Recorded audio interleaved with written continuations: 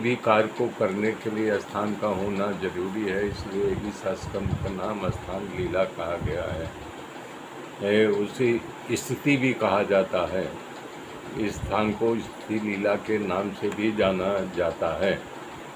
कह रहे हैं मनु महाराज के पुत्र महाराज प्रीवत की कथा है, राजा गणित की कथा है, नाभिराज की कथा है, भगवान ऋषभ देव के अवतार उनका चरित्र है, चक्रवर्ती महाराज भरत जी का चरित्र है, जड़ भरत और राजा रहुगढ़ का संवाद है, भरत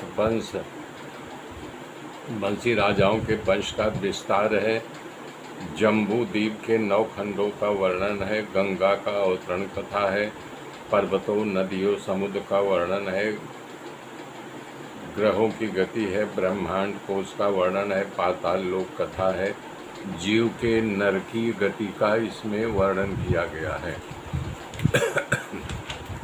कह रहे हैं कि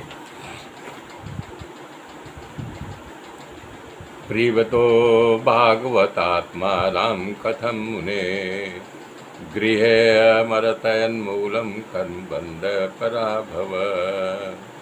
परीक्षित राजा सुखदेव भगवान से पूछा कि हे प्रभु, आपने कहा कि प्रीवत राजा के वंश के विस्तार की कथा कह रहा हूँ, परंतु मनु के दूसरे पुत्र प्रीवत को परम भागवत और आत्मा रूप में स्थित योगी थे, तो उनकी रुचि गृहस्थ आश्रम में किस प्रकार से हुआ। गृहस्थ आश्रम में कर बंधन में फंस जाता है, तो हे प्रभु, जिसकी अविचल भक्ति श्री हरि में है, वो स्त्री कुटुंब परिवार आदि में कैसे आसक्त हो गया, ये मैं जानना चाहता हूँ। प्रीवत राजा के शरीर के शंका हो रही है कि स्त्री आदि में आसक्त हो करके भगवान के परम भक्त कैसे कहलाए, उनको सिद्धि कैसे प्राप्त हुई। सुखदेव जी ने कहा कि राजन, तुम्हारी बात सही है, परंतु राजकुमार प्रीवत भागवत भक्त थे। हे राजन, वो युवानी में श्री नारद जी के चरणों की सेवा की थी, सहज में ही उन्हें परमात्मा तत्व का बोध हो गया था। बोध होने के वैरागवान होकर के निरंतर ब्रह्म चिंतन किया करते थे।